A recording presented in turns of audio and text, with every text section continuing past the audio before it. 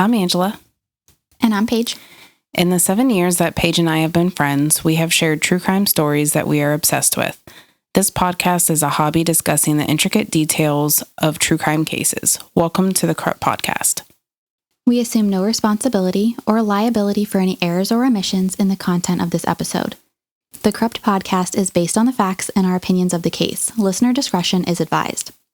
Today we're discussing the murder of Betty Gore in 1980 Texas. This episode does include discussion on suicide and graphic details of Betty's murder. Betty Eileen Pomeroy was born on January 9th, 1950 in Harper, Kansas. Ironically, Dorothea Puente was also born on January 9th. This would have been Dorothea's 21st birthday, so if you haven't already, go listen to our episode on Dorothea Puente. Betty was voted the most popular baby when she was 3 years old. The Pomeroy 600-acre farm in Norwich, Kansas, had a wood stove for cooking and an outdoor bathroom. She was 4 years older than her brother, Ronnie, and 8 years older than her brother, Richard. As a teenager, she always had a boyfriend and was popular. In the fall of 1968, Betty enrolled at Southwestern College. As a freshman, she met Allan Gore, a senior and math assistant teacher. Betty requested calculus tutoring sessions from Allan. They met at the library, and in the next semester, Allan wasn't Betty's teacher anymore, and so they started to date. Oh, that was so cute. I feel like Betty had a plan to be with Allan. And like she's faking. Yeah, it worked. She was patient. Allan was a teacher's assistant. Come on. He was a little older. Betty and Allan Gore were married on January 25th, 1970. Betty was just 20 years old. They moved to Manhattan while they both finished college. In February 1971, Allan interviewed for a job at White Sands Missile Range in New Mexico. Allan knew the job was his, but they were delayed due to a federal red tape. Betty became upset and talked about almost nothing else because she felt their life was up in the air and out of control. In June 1971, Allan graduated with his master's degree. Also in June, Betty was diagnosed with spastic stomach or a possible ulcer. She spent a week in the hospital. Allan got the official job offer for White Sands, and Betty's ulcer cleared up. So this is our first indication that Betty has stress-related medical problems. Mm-hmm. And this seems to continue on for the rest of her life. She ends up in the hospital for a week, but then I don't know if this is just a timing thing, like maybe the medication they had her on helped get rid of that stomach ulcer, or if it was just the stress of the situation, like he got the job, we're moving, cleared it up for her. Yeah, stress can cause a lot of things to your body. Yeah. I'm thinking, it could be both. Mm-hmm. Possibly she went to the hospital, which she seemed to be diagnosed, and then also having the stress of just the little things could have made it worse. Yeah. Spastic stomach today would be called irritable bowel syndrome.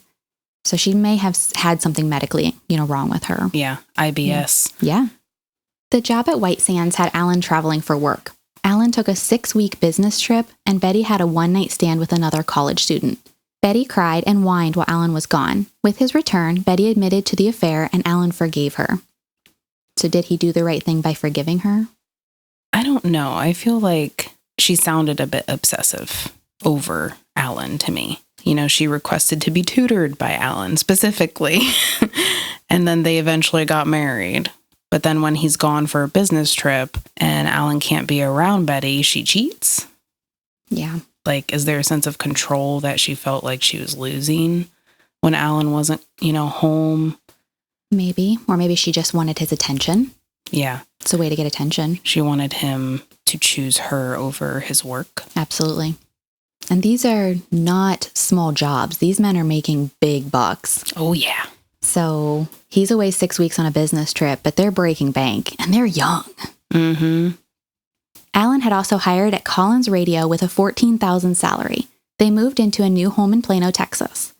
And the Plano, Texas housing development was so new at that point that there was still mud in the front yard. Allan's $14,000 salary in 1973 is the equivalent of $99,000 today. Betty's 23 years old. Wow. So they're doing good. That's a lot. That's a lot. It's at 23 to have a brand new house. Yeah. That'd be nice. Yeah. Life goals. Betty was hired as a substitute teacher at a Plano elementary school for the 1973 to 1974 school year. Just 2 months after moving to Plano, Betty started to complain about multiple health problems. She was receiving prescriptions for multiple decongestants, antibiotics, and mild tranquilizers. This was due to allergies, earaches, fevers, and an upset stomach. When Betty became pregnant, she had severe morning sickness and fainting spells. She also became depressed and was prescribed antidepressants. Part of me thinks that she may have been a hypochondriac. Mm-hmm. She's using this as a way to get attention.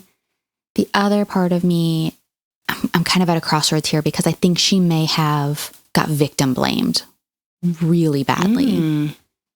I think she was a high-strung lady. Don't get me wrong. Maybe she was a hypochondriac, but I don't think that she deserves all the bad publicity that she got. Yeah. And she wasn't there to defend herself. Yeah. Even the information in the book Evidence of Love is written from Candy's testimony, interviews with Candy, interviews with Allan and Pat and the attorneys.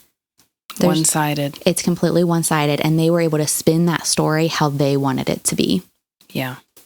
So, I don't know. Some of this, I take it with a little bit of a grain of salt. We didn't know her. It's easy for any of us to come off as like too much, a little extreme. Yeah. When you say like hypochondriac, I think of like maybe she's just overthinking things, you know, like that ulcer when she went to the hospital gave her a big scare. Yep. So maybe just those thoughts are coming back to her. She wakes up in the morning, she's dragging it. She's like, oh, my ear's hurting. I better go to the doctor and get some medicine. I must have an ear infection. Maybe. Alisa Gore was born in the summer of 1973. We are going to call her Alisa. There are other pronunciations where they say Alyssa. However, today we know that she goes by Lisa, and her name is, it looks like, A. Lisa. A. Lisa. So I'm going to call her Alisa. Betty was hired as a full-time second grade teacher for the 1974 to 1975 school year at Davis Elementary. And she was known to be super stern. She required perfection from these 7 to 8-year-old students, and she would take away recesses if the kids didn't get their work done on time. Yeah, I know some of the teachers where I live definitely do that. Absolutely.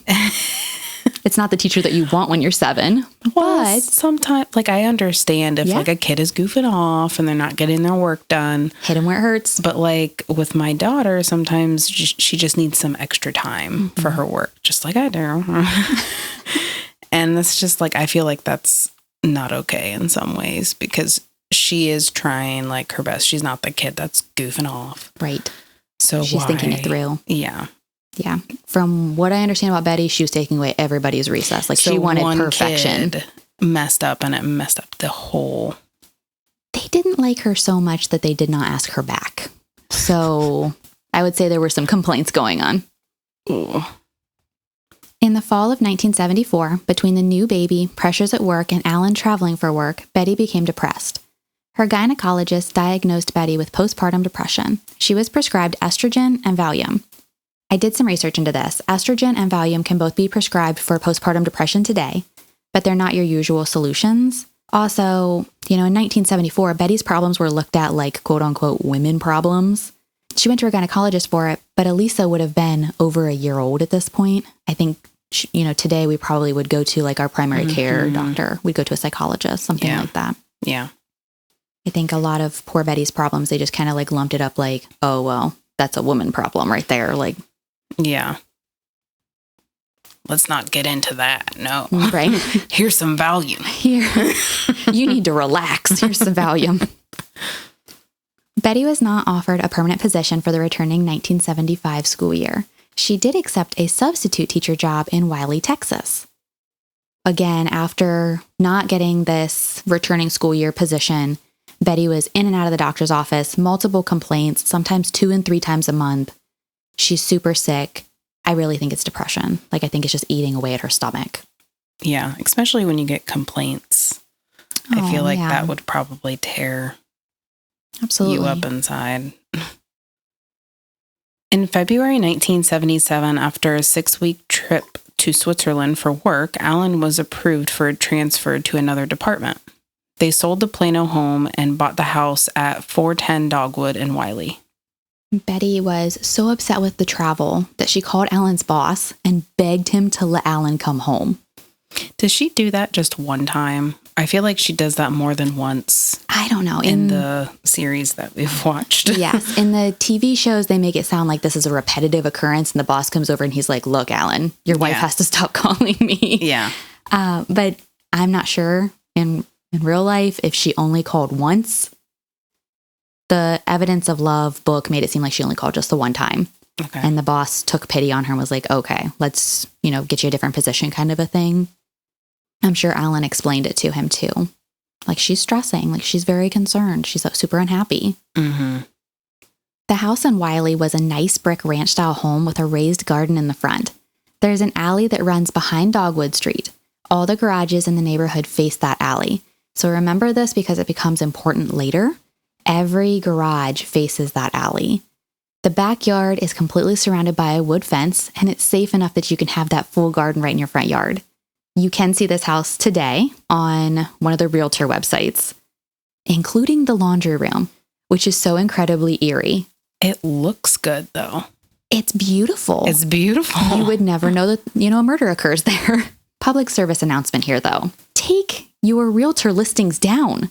Anybody can look in your house. This house is not for sale right now. And I'm looking in their utility room. You can see the entire layout of their house. Even if you don't post it to the realtor site, you can get the pictures taken down.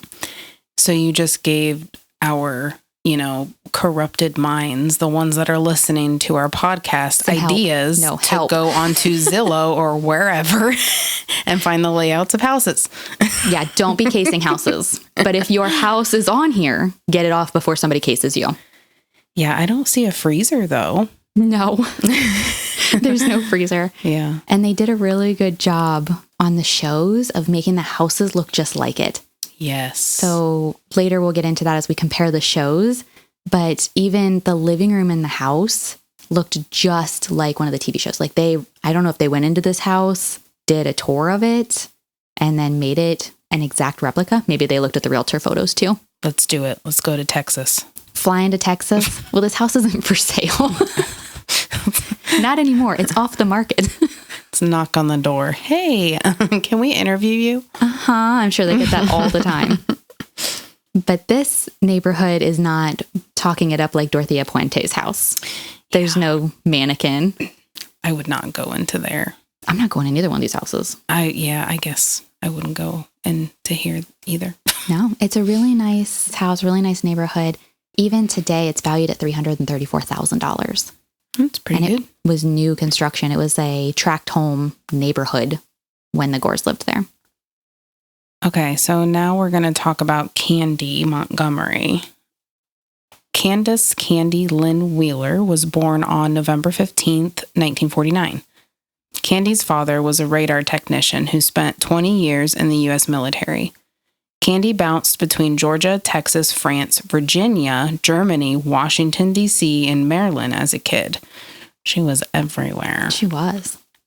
Pat Montgomery's mother worked with Candy and set them up on a date in 1970. Candy wrote Pat off after the first 2 dates, but he sent her a dozen roses and she changed her mind. Just like that. It's quick. Within 2 months, they were engaged. That's a thing with Candy, is she is quick.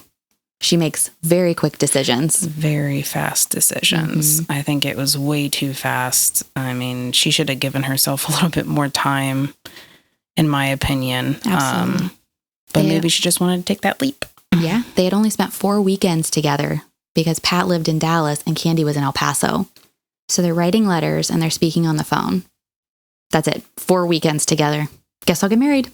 Well, I have to admit, if Pat is anything like in the series that we've watched, he is so nice. He really is. Like, he reminds me of my own husband. Yes. He's just so zen, and he's like the glue that holds her down. And he's so good with the kids. Yeah. And he just, like, everything about him, I was like, oh, that's so sweet. Yeah. He's playing Star Wars on the floor for hours with Ian. Yeah. And, like, just, aw. He's playing games with them. He's, he's involved in their lives. And that's probably one of the things why Candy loved him. Yeah. Oh, he has a lot of good characteristics, that's for sure. Yeah. If anything, maybe Pat jumped too soon. Ooh. Mm-hmm. Dun, dun, dun. Cue the music. Pat and Candy moved to Dallas after getting married. Pat worked at Texas Instruments Antenna Lab. After a year of marriage, Pat got a leave of absence to finish his degree at University of Colorado. They moved to Boulder. They brought in just $300 a month while in Colorado. Today, this would be around $2,200 a month for the both of them, which isn't a lot of money. That's not enough. Mm-mm. In September 1972, Jenny was born while they lived in Boulder. Candy joked that Jenny was a foam failure baby, and this is a birth control method of what we call now the sponge. Right. Pat finished his dissertation, which was called Electromagnetic Boundary Value Problems Based on Residue Calculus and Function Theoretic Techniques. Can you imagine? What does that even mean? I know. I almost Googled it, and I was like, you know what? I'm not going to even understand that. No, I'm not going to understand what Google tells me the answer is. It's a smart thing. I hope he had an acronym. It's a smart dissertation. For That's sure. what it was. Yeah. In 1973, Pat accepted a job at Texas Instruments working on top secret military radar projects. He's a smart guy. He really is. Smart cookie. By 1980, his wages would have been the equivalent of $300,000 today. Like his salary is $300K. School paid off. Oh, yeah. The only thing I know of Texas Instruments are those calculators that we were given out in school. Oh my gosh. Yeah. Nostalgic. It brings back memories. I know. I looked up the company. Turns out they're still out there today. It's a huge, huge company. They've got branches all over the world. Wow. So I was really hoping that Pat still had a job there. I'm rooting for Pat. He is the hero of the story. Do they make calculators still? Yeah. Oh, man. The scientific calculators that we were all given in school. Wow, I loved those things. I think I still have mine. Did you have like tests where you were allowed to use them and tests where you weren't allowed to use them? Oh my gosh. I hated it when we weren't allowed to use and them. The boys always felt like boobs. Oh my gosh, yes. It's like 5th grade humor. And hello. Yes, exactly. Your mind went straight to boobs. I did. I'm the 5th grade boy humor over here. Candy's second child, Ian, was born in October 1974. They also moved to Plano, Texas in the same year. The Montgomerys moved from Plano to Wiley, Texas in February 1977. Candy visited the United Methodist Church in Lucas, Texas in March 1977. She met and became friends with Pastor Jackie Ponder. When Jackie's marriage ended, Candy told her she didn't know how lucky she was. Ooh. Yeah. And by 1977, Pat making $70,000 a year, which is the equivalent of a $369,000 salary today. They had 2 kids, 3 pets, a custom-built house. Candy's not happy. She told Jackie that she's bored. And I think she idolized Jackie for her freedom in this divorce. Yeah. That just shows you, like, money can't buy everything. Nope. I think with Candy also being religious, she may have looked up to, her pastor, Jackie, and then wondered, well, out of all people, if she can, sin by divorcing, then maybe Candy herself can just give herself a little bit more wiggle room to get her hands dirty. Well, and at this point, Candy is actually agnostic. So she's not religious. Isn't that funny? What? As big as she is in the church, she does not believe in God. The Montgomerys joined the church for a sense of community and because it was the right thing to do by the kids. Eventually, she does become good friends with Jackie Ponder. She gets really involved in the church. I do believe she becomes religious. Okay. But in the beginning, they were not. The Gores did the same thing. They were not religious either. Yeah. Was it just the thing back in the 70s? Maybe that's all they knew. I'm sure they were raised in a church. From Candy bouncing around, maybe not so much. Mm-hmm. It was a thing at that church anyways, or in Texas that people were doing at the time. Didn't she pass like romance books back and forth between Jackie? Yep. She read smut. Allan and Betty joined the United Methodist Church in the autumn of 1977. Betty tried to fit in and make friends, but the women felt they had to watch what they said or they were going to offend her. She was known to be cold both at church and at her job at school. The women at the church liked to gossip, smoke, talk about sex, which Betty did not agree with. She used to be the popular girl in school, but never did make friends at this church. In 1978, Pastor Jackie came to the Gore home to tell them in person about her divorce. Betty was sympathetic and offered to help Jackie, but Jackie didn't think of Betty as a real friend. Even Allan wished that Betty was more flexible, confident, and even-tempered. Ugh, that's not a good sign. Nope. In 1978, Betty and Allan decided to be foster parents. A 6-year-old boy was assigned to the Gores. He stayed only 2 weeks, and Betty requested younger kids going forward. They were fostering a 3-year-old girl for a couple of weeks, but by the summertime, they were fostering an 8-year-old boy named Danny. Danny had been abused by his parents. Betty and Danny, they butted heads right away. He would disobey Betty. He would taunt Elisa. Betty disliked Danny so much at times that she wouldn't even speak to him. And eventually, Betty demands the state take Danny back, and this ends their time as a foster parent. Their heart was in the right place in the beginning. They were doing the right thing, taking in foster kids. And it seems like Betty really wants to like children. She's just not good with kids. No. Like, she wants that to be her calling, and that's just not her gift. Her calling, no. And poor Danny, he comes from abuse anyways, and then he gets this foster mom that is icing him out, won't talk to him for days on end. He's 8. Yeah. I'm sorry. They're going to taunt. They're going to be snarky. He's 8. Yeah, if you have a problem like that with your own child and it's hard, don't foster. But I don't recall that she had difficulties with Elisa at all. So I think Elisa had to live in the box. This is the way it was going to be. You're going to conform. Yeah. Being that way from birth up, I don't know that Elisa knew that there was another option. Whereas that's true. Danny coming in, he doesn't know how to be in the box that she wants him to be in. I feel so bad for that kid. It seems like Betty tries to mold people. And if they don't fit, then she disassociates herself. Yeah, absolutely. I really do think, at this point, the depression's still stuck with her throughout the rest of her life, whether it's from the postpartum or, just maybe even before that. And Allan going, on his trips, his work trips didn't help. She got lonely. I read an article on that topic, and they were thinking she may have had a type of hormone imbalance that happens to some women with their menstrual cycle.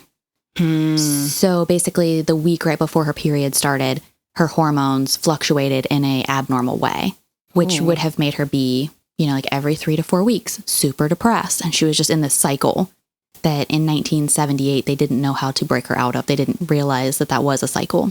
Wow. But there is a name for it, and I didn't write the name down. Wow. The summer of 1978 also has Candy thinking about having an affair. She planned an affair that would be adventurous without romance or interfering with her marriage and family. She's got a tall order right there. Candy felt there had to be more to life than being a housewife and taking care of the kids. She didn't have anyone in mind for the fair, so she joined the church couples volleyball team, even though Pat didn't intend to play. During a volleyball game in 1978, Candy and Allan collided on the court. Candy would tell a friend afterward that Allan smelled sexy. It's gross. You don't like the pheromones of... That skeeves me out. This is someone else's husband. Yes. She was smelling his pheromones as he was playing volleyball. Yeah. On their church league. That is not right, Candy. So many things wrong. They had known each other for about 9 months at this time. Eventually, after choir practice, Candy opened the passenger door of Allan's car and told him she wanted to talk about something that had been bothering her. She climbed into his car and told him that she was attracted to him and wanted to tell him. Then she jumped out of the car and walked away quickly. She's very direct with what she wants, and this starts a ball rolling. And not a volleyball. It's not a good one. If these people would just go home to their kids and families, there would be no shenanigans. Yeah. But Candy wanted more out of her life. She didn't have it all.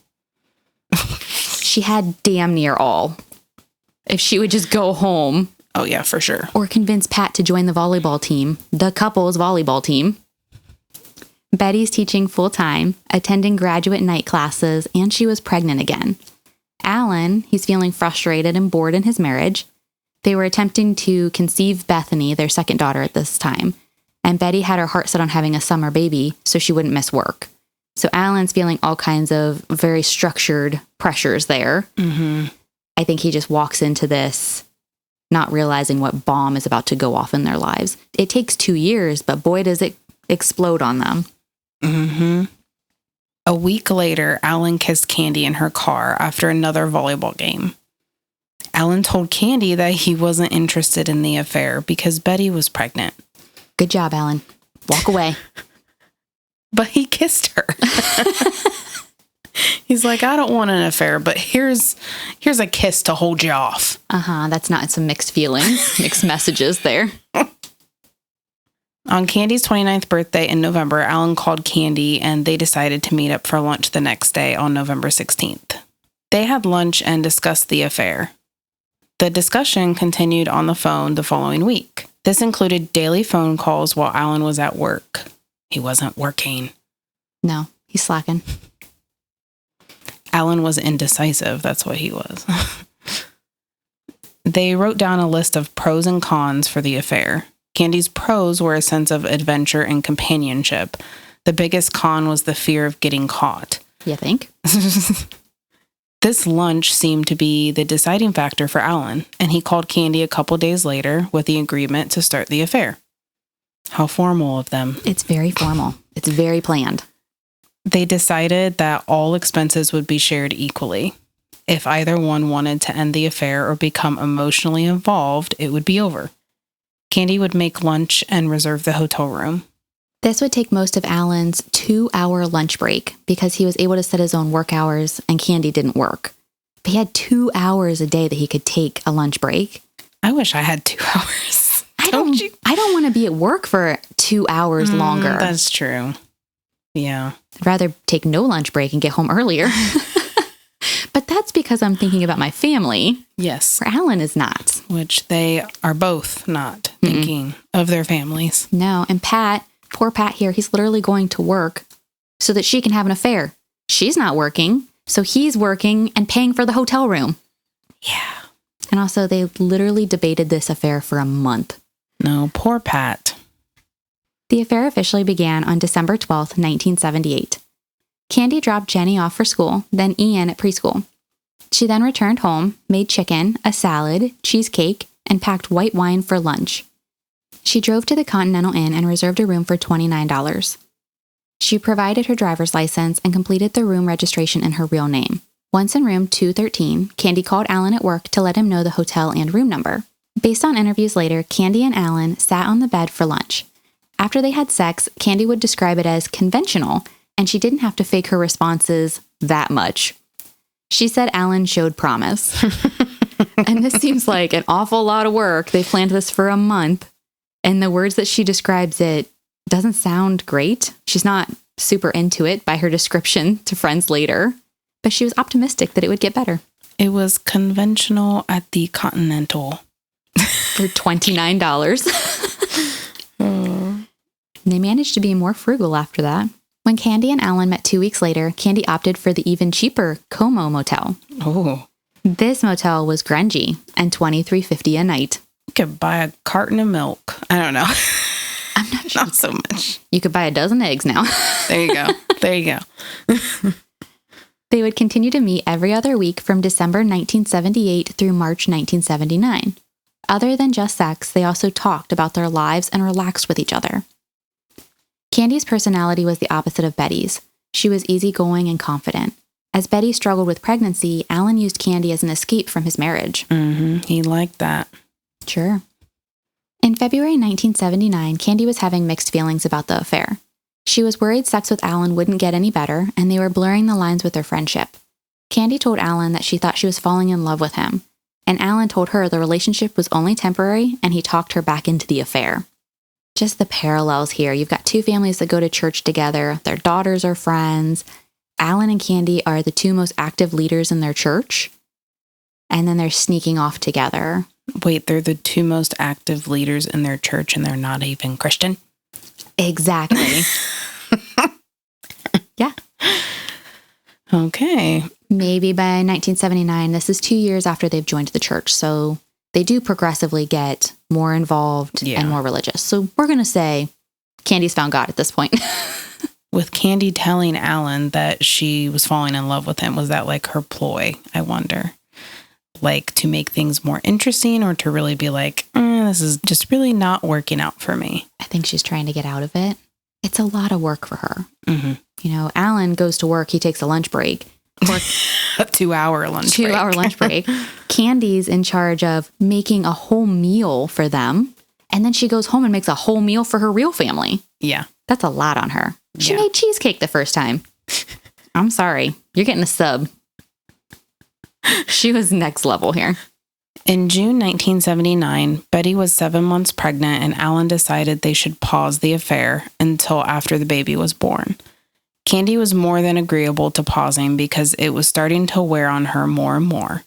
She felt that the affair had started to become a hassle. Getting up early to make lunch, Allan expected notes and trinkets to be left on his car, and the sex just still wasn't great. That's what Candy gets. Mediocre sex. Exactly. She should go home to her husband. Candy hosted 2 baby showers for Betty in June. She arranged for couples from the choir to bring gifts and surprise Betty in mid-June. Then the following week, arrangements for the church baby shower fell through, and Candy hosted the women from the church at her house for a second baby shower. Betty was delighted by the attention. Do we kind of think that maybe this was because Candy felt bad for Betty? Like having an affair with her husband? I don't think so. I think it was probably something that was thrown at her. Like the baby shower with the church falling through. You had read the book. Mm-hmm. I have not. But in the series of Candy, it showed Candy offering it to Betty. Was it like that in the book? I think maybe with the first one. But then the second one, it made it seem like the church, nobody really cared for Betty. So nobody arranged anything for her. Okay. I'm not sure if Candy felt that obligation for the first one as well. But the second one with the church falls through and it ends up at her house because she had the nicest house to host them. Mm-hmm. Just feel really bad for Betty here. She's just soaking up this attention and she so desperately needs it and deserves it. Mm-hmm. Like this is her moment. Yeah. And then you have your husband's lover throwing it for you. Betty gave birth to a second daughter, Bethany, in early July 1979. Allan and Candy resumed their affair at the end of July. Candy seemed to be really attached to Allan at this point. They both had vacations planned, but Candy got upset when Allan couldn't meet her on their previously arranged day. And she does say that she's in love with him.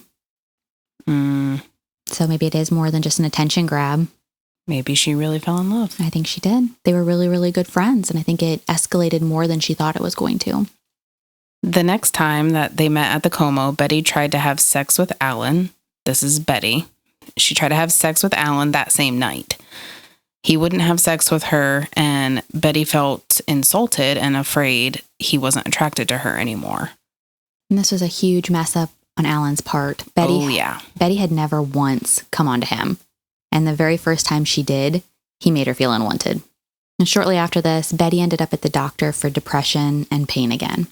Allan accepted a new job and told Candy that he wouldn't be able to see her as much. Candy had started to become dependent on Allan's kindness and didn't want to break off the affair. She was telling Allan that she loved him. Allan and Betty attended the Marriage Encounter for a weekend in October 1979. The Marriage Encounter is a program through the Methodist Church to strengthen marriages. Marriage Encounter is actually still active today. You have options with, you can go for a whole weekend, you can do a 7-week course, you can listen to a podcast. They help married or engaged couples. In 1979, several of the couples in church had gone through the program. And the couples that hadn't gone through it yet felt like it had like this cult vibe to it. Definitely sounds like it. It kind of does. I got on the website and it doesn't look cultish. It looks like, marriage counseling. It's a weekend of marriage counseling. No cult calls themselves a cult. That's true. Right. Very true. The couples who had been through the encounter would call each other, let it ring once, then hang up, just to let the other couples know that someone was thinking of them.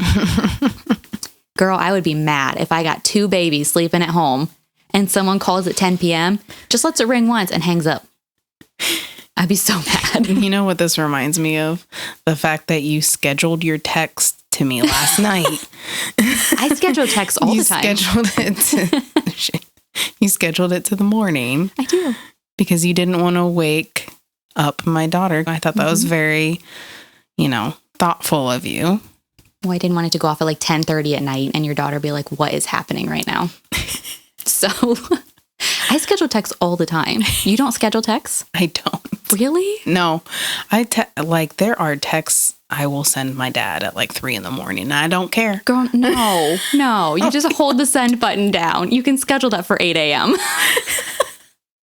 I will schedule stuff, like if we have crockpot food, I'll schedule that at noon and tell my husband, like, hey, turn the crockpot on.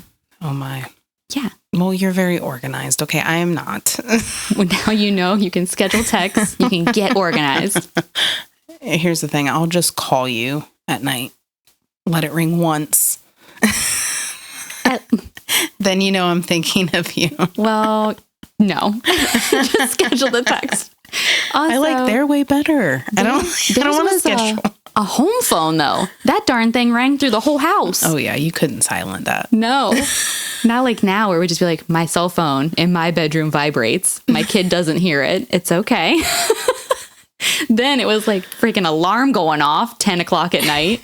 Like, did they have rules on this? Like, oh, no calling after 10 p.m.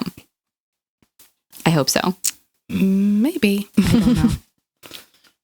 So back to the marriage encounter weekend. On Friday night, they were not allowed to turn on their TV, and they were expected to be at each other's side at all times. They were not allowed to read the newspaper. They were asked questions like, what did I come here for? And when they were sent back to their room to write down the answers in their notebooks. Once the questions were answered, they traded notebooks to their spouse with a kiss. Got nothing to do but write letters to your spouse all weekend long. This is kind of like if it were today, I'm sure they say, put your phones down instead of put the newspaper down. I bet. Yes, no doubt. I bet they make you lock that stuff up. They're like, give me your cell phone. Yeah. Nobody can be trusted. Put it in the basket. Mm-hmm. Put it in the basket. I'm not doing that. Nobody's getting it until the end of the night.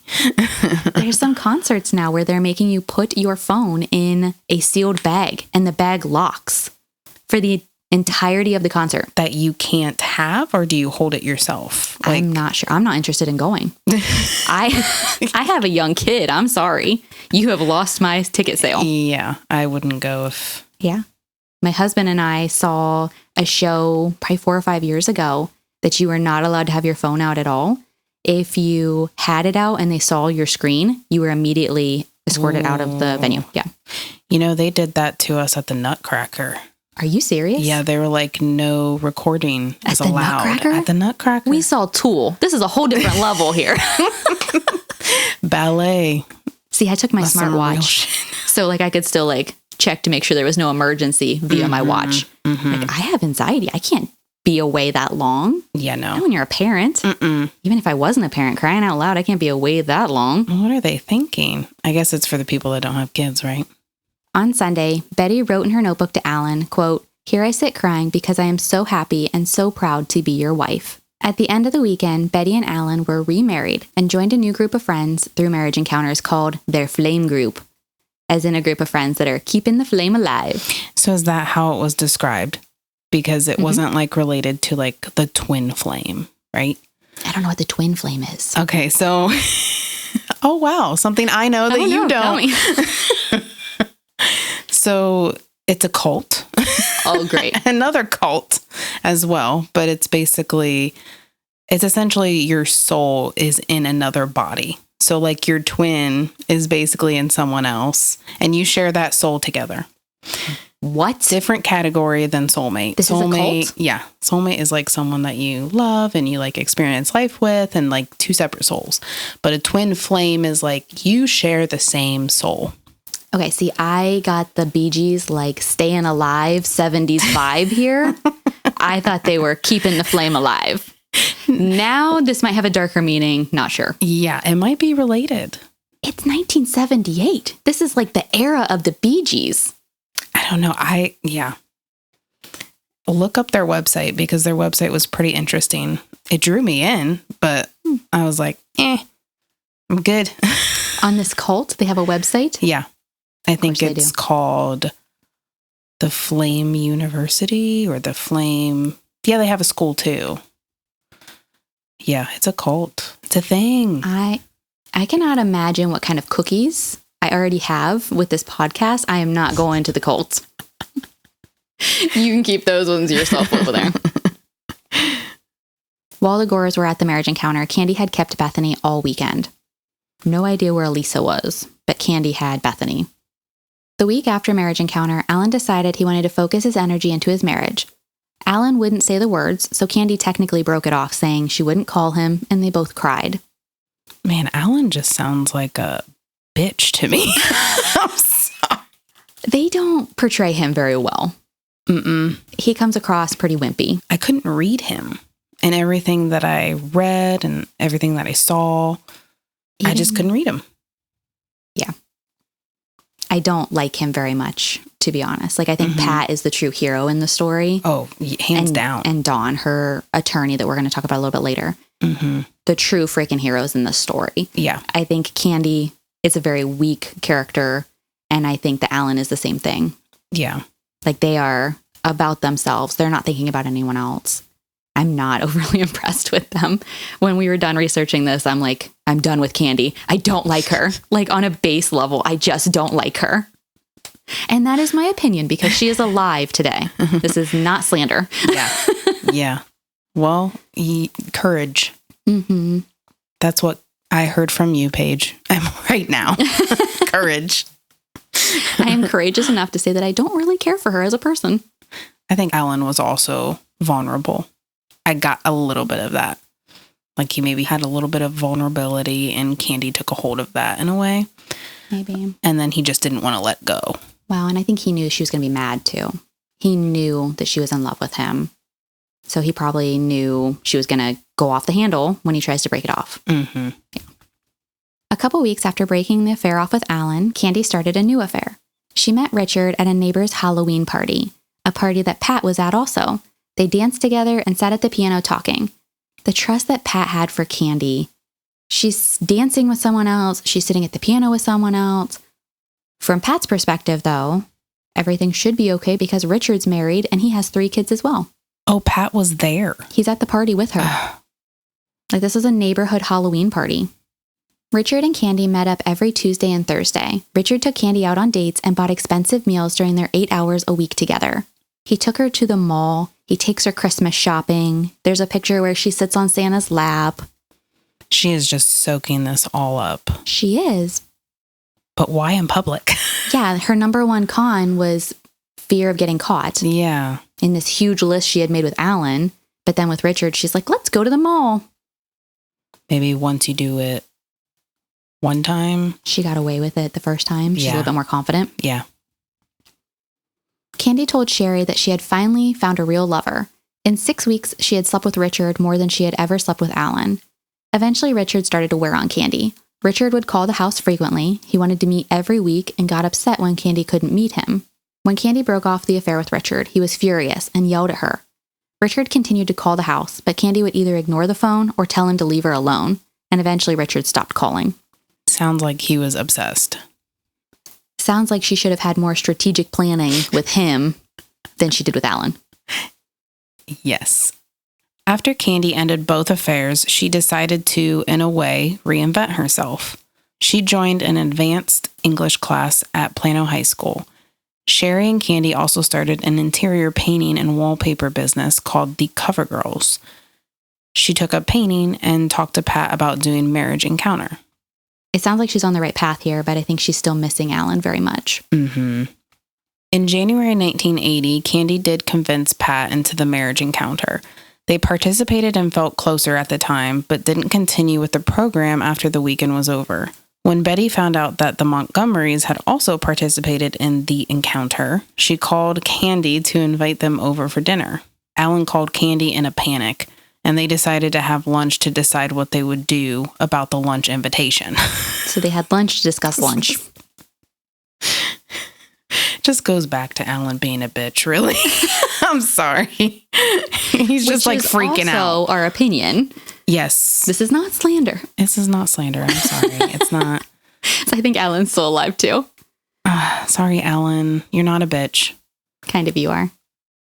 Candy told Allan that she was afraid of wanting him again, that she didn't think she could handle dinner because it would be just too painful to her. Later, Candy decides that it might be a good way to finally put Allan behind her and agrees to come over for dinner. The dinner did go fine, and Candy does seem to find some closure. But how awkward would that be for the two of them? Mm-hmm. And poor Pat thinking about it later. You know, he's going to think back on this. Yeah. Like, oh God, I was in their house. Right. We had dinner together. Yeah. We were friends. We went to church together. Yeah. You guys played volleyball together. Our kids are always staying the night at each other's houses. Yeah. The spring of 1980 was good for Betty. The Gores hosted their own marriage encounter weekend. They had also left Lucas Methodist and joined Wiley Methodist Church. This was because Betty had a disagreement with Ron, the new pastor. She was very open that she did not like that man. Oh, You cannot do that to a pastor? She did. And then they left for a different church. Betty was not complaining of health problems anymore. Betty and Allan continued writing love letters to each other every day. Just so sweet. Candy and Sherry registered the Cover Girls as a Texas corporation in the spring of 1980. Ian would be going to school full days in the fall, starting first grade, and Candy would have more free time. In April, Candy went on a ladies' retreat. Pat was in charge of the kids while Candy was away. Feeling lonely, Pat went in search of letters he and Candy had written during the marriage encounter. He couldn't find their love letters, but did find a love letter. The letter was dated October 1979, and it was signed, Love, Allan. The letter from Allan referenced the affair and the Como Motel. Candy would be gone for days still, so Pat called Sherry. Sherry did confirm that the affair was over and that it was more of a companionship than anything else. Pat realized that he had neglected Candy and their marriage. And Pat asked Sherry not to tell Candy over the phone until he could speak to her first. So when Candy gets back, Sherry calls the house, and when Candy answered, Sherry said, "Don't change your expression," and she summarized that Pat knew about the affair. That's such a solid friend. Real MVP right there. Right? Pat waited until the kids were in bed, then he pulled out a 1.5-page letter and 6 roses for Candy. My man. I know. I'm on Pat's team here. Absolutely. Like, we are Team Pat. Yeah. Pat blames himself for the affair and started showering Candy with gifts and affection.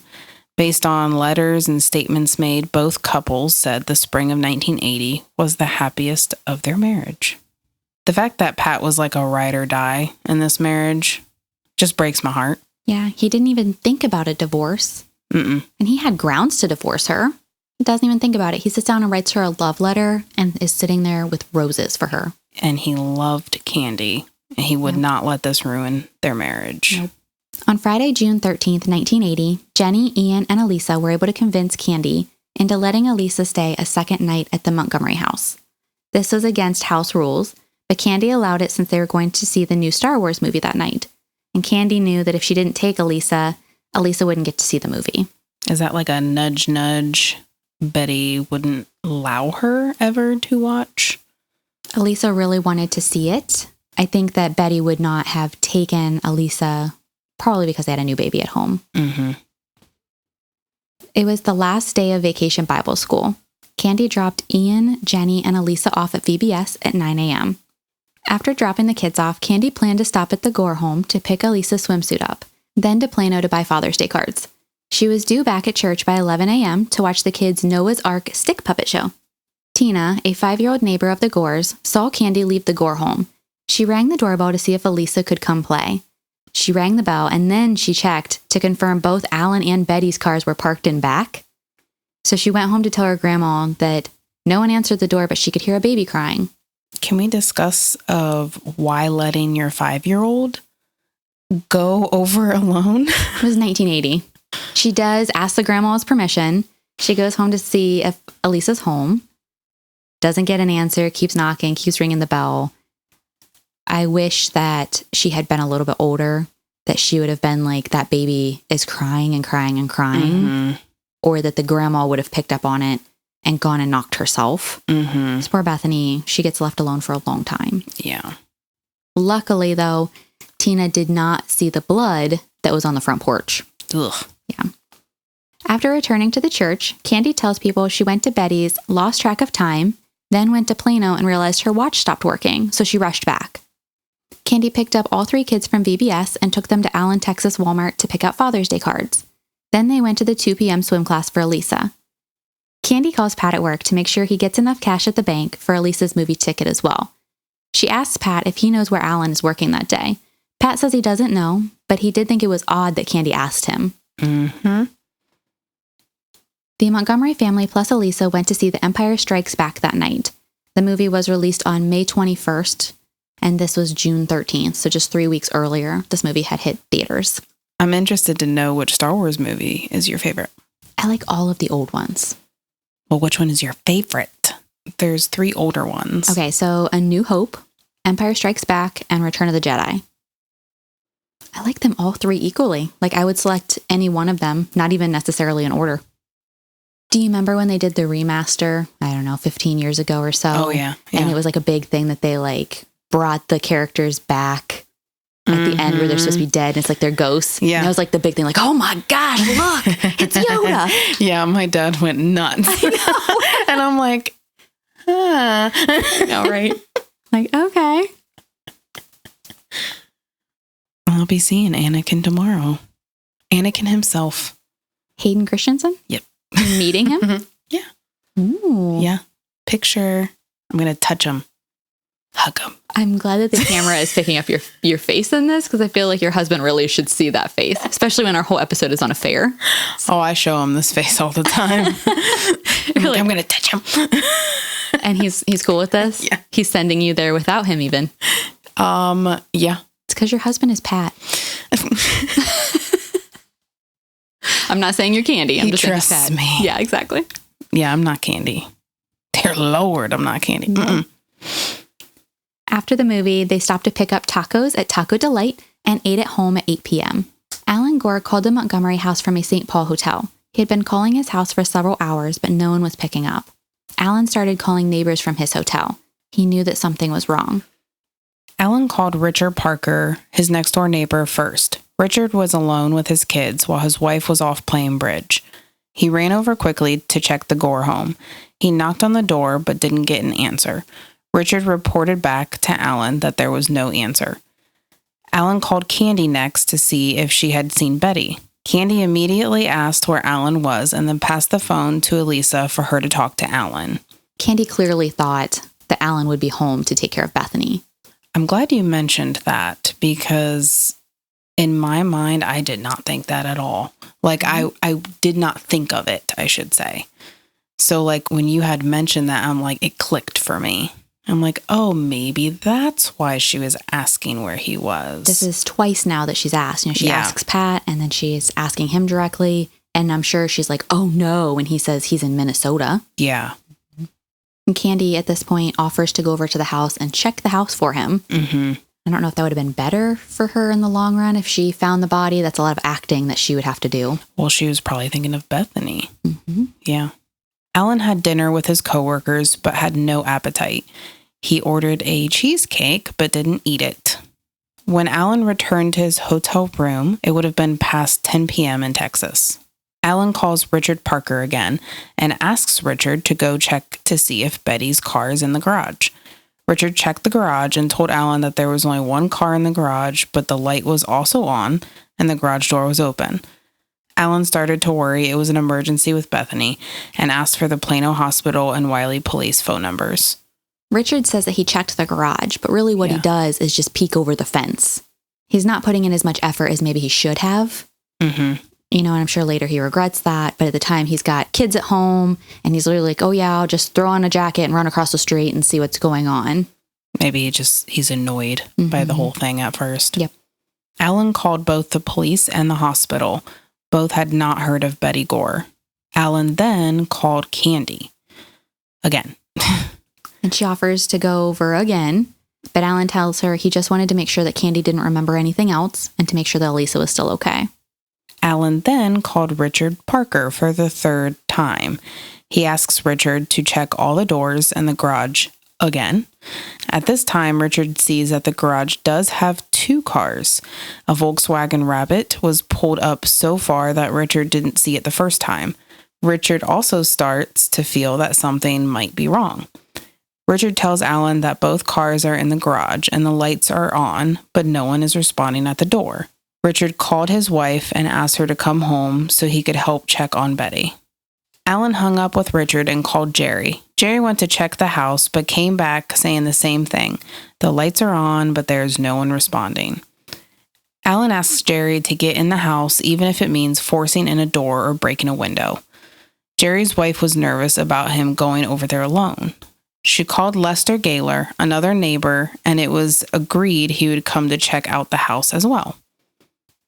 They've got all these neighbors. Yeah. All meeting in that alley we talked about. Yeah. Behind the houses. Good neighbors. For sure. As Jerry and Lester met in the alley, Richard Parker's wife drove up. Richard was no longer in charge of the kids and joined Jerry and Lester. This would be the 5th and final time the house was checked that night. The neighbors attempt to force open windows and the utility room door. Eventually, they discovered that the front door was just left unlocked. Why wasn't that option 1? Men. Just men right there. They're like, I'm going to break this window. Meanwhile, you have a baby in the house and 2 dogs in the backyard. In Texas heat. In June. All day long. I know in one of the series, I think it was Candy on Hulu, it was raining, so that would have helped if it was true. Yeah. I hope so, for the poor Cocker Spaniels in the backyard. The neighbors entered the foyer, calling out to Betty. As they checked the house, they found blood pooled on the bathroom tile. They continued through the house, eventually turning on the nursery light and finding Bethany in her crib. Richard reported that Bethany was half sitting, half lying in the crib with her feet under her. Bethany was covered in her soiled diaper, and she had obviously been there a long time. Richard took Bethany to his own home and told his wife to call the police.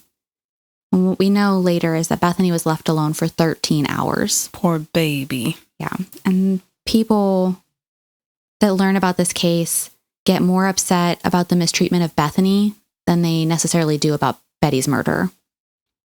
The poor baby, she lost her voice from crying so long. Lester opened the utility room door and saw the amount of blood, and he closed the door again. Jerry then opened the door, saw a glimpse of Betty's body, and made the assumption that she had been shot. Immediately after finding Betty, the phone at the house rang as Allan called again. Jerry told Allan that it wasn't good, but that Bethany was okay. Jerry told Allan that it looked like Betty had been shot. And Allan responded, "How? We don't even own a gun." Everyone assumed that Betty had committed suicide. At 11:30 p.m., Allan called Candy to let her know that Betty was dead. Betty was just 30 years old. Betty was lying face up on the utility room floor. Her face was so badly injured, the right half of her face was missing. The 3-foot wooden-handled axe was lying just a few feet away. There was a clean red fingerprint on the freezer. Investigators determined that the attack was not premeditated due to the axe as a weapon and the struggle between the attacker and Betty. The footsteps in the utility room were small, clearly belonging to a woman or a kid. A fingernail belonging to the suspect was also found. This is where we are ending part 1. We'll see you tomorrow for the final part of the Betty Gore case. Our sources in this episode will be listed in our episode notes. You can reach us at corruptpod@gmail.com, corrupt.podcast on Instagram, and corruptpodcast on Facebook. Don't forget to subscribe to catch our next episodes. Please also leave us a review wherever you're listening to this podcast. Bye! Bye!